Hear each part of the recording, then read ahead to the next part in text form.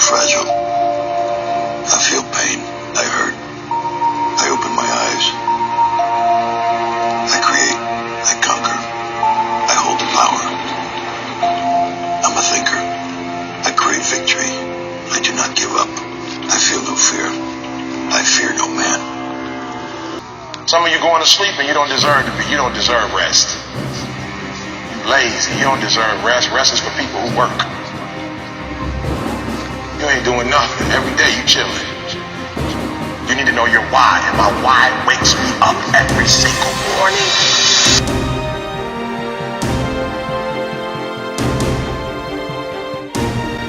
There was a young man who, he wanted to make a lot of money, and so he went to this guru, right? Told the guru, I want to be on the same level you are. And so the guru said, if you want to be on the same level I'm on, I'll meet you tomorrow at the beach at 4 a.m.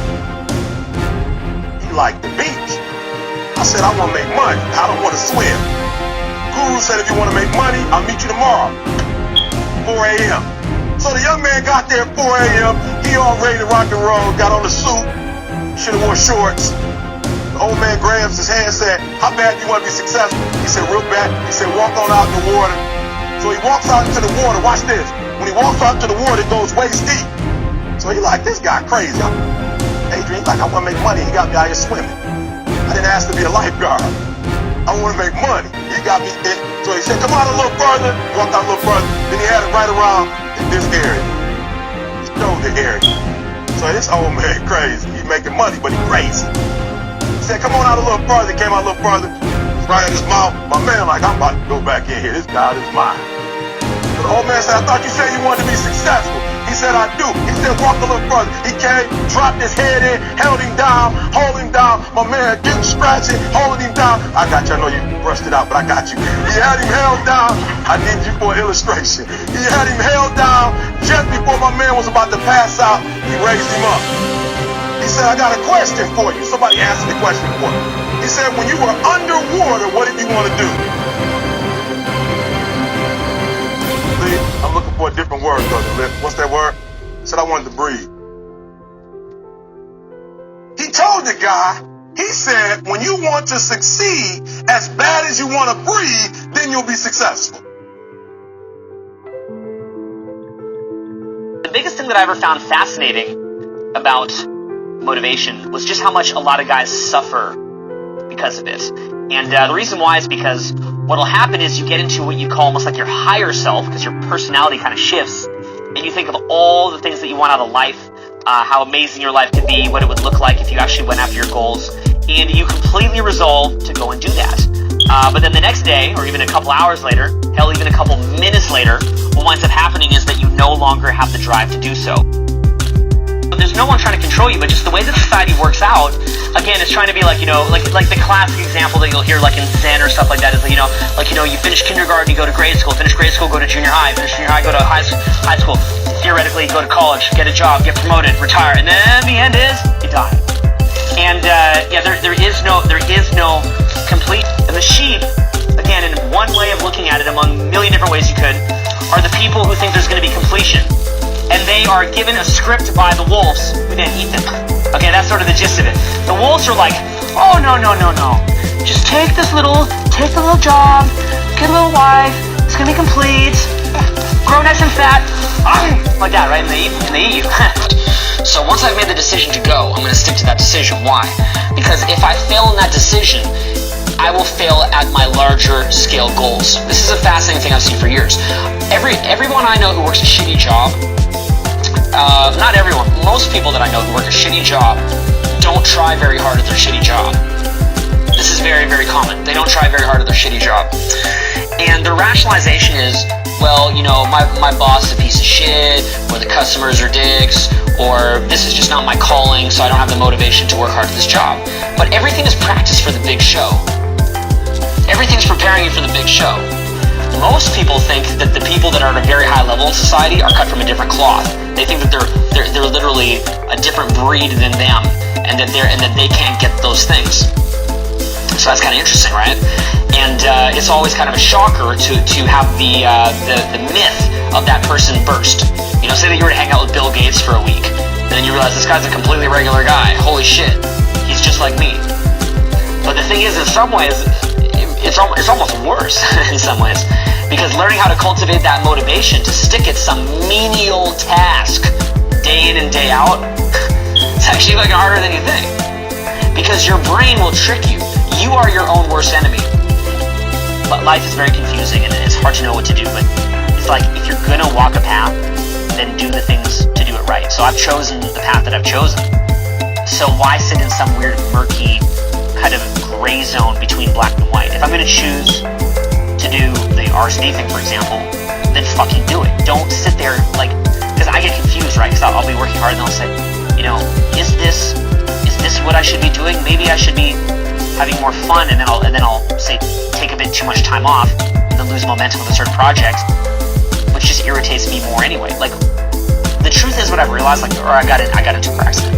So I remember lying there dying and thinking, what did I care about? Because that was one of my most formative experiences, and what I cared about was really just, and this is like really fucking weird, I guess, but also not, I guess. I cared about like in a weird way, like the love that I put out to other people.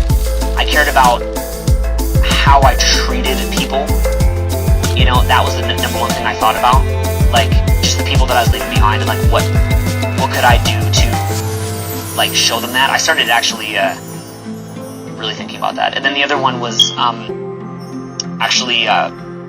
thought about the work that I'd done, and was I proud of the work that I'd done and the energy that I'd put out there. Because essentially it's like you're like this little wave on the ripple of the ocean, right, that just crashes like that. So what energy did you put out there in your lifetime? And that can be a tough way to think too, because the truth is, you may make bad decisions to leave a bad imprint in life.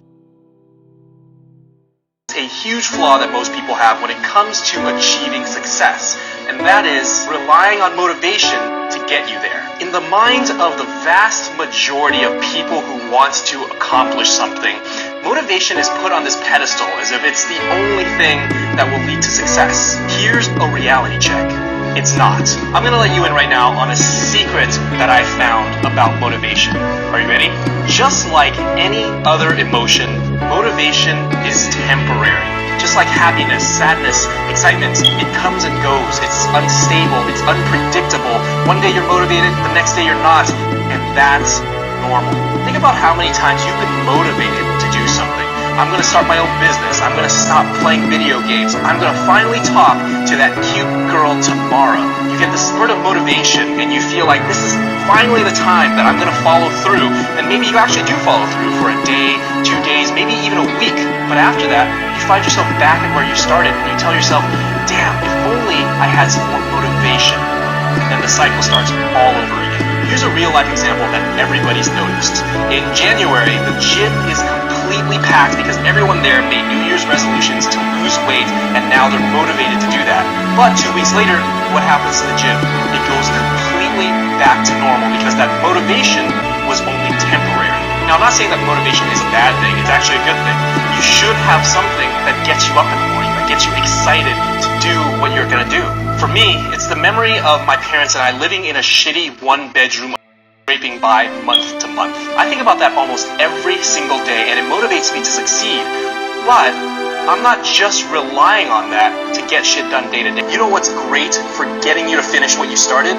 Good habits. Humans are habitual creatures, and there's evidence of this everywhere. For example, in college, there are no assigned seats. You have the freedom to sit anywhere you want. But we find ourselves choosing the exact same seat day after day. Why? Because we find comfort in habits. Our brain is wired that way.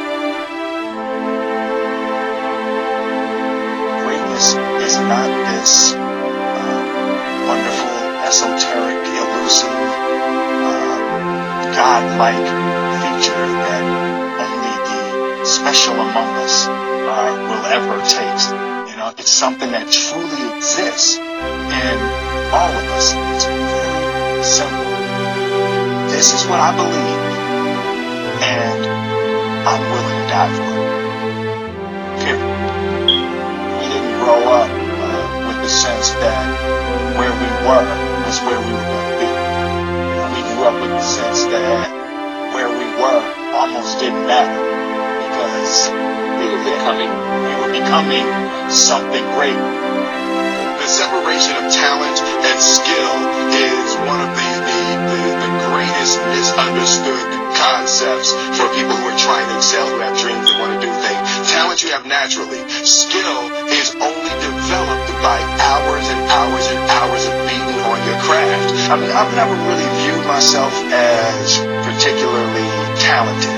Where I excel is ridiculous, sickening work ethic. You know, while the other guy's sleeping, I'm working. While the other guy's eating, I'm working. There's no easy way around it. No matter how talented you are, your talent is going to fail you if you're not skilled.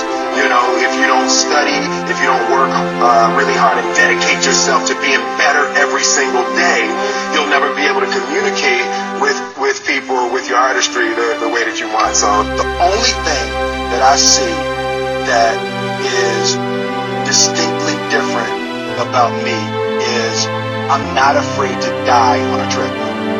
You might have more talent than me, you might be smarter than me, but if we get on the treadmill together, right, there's two things. You're getting off first, or I'm gonna die. It's really that simple.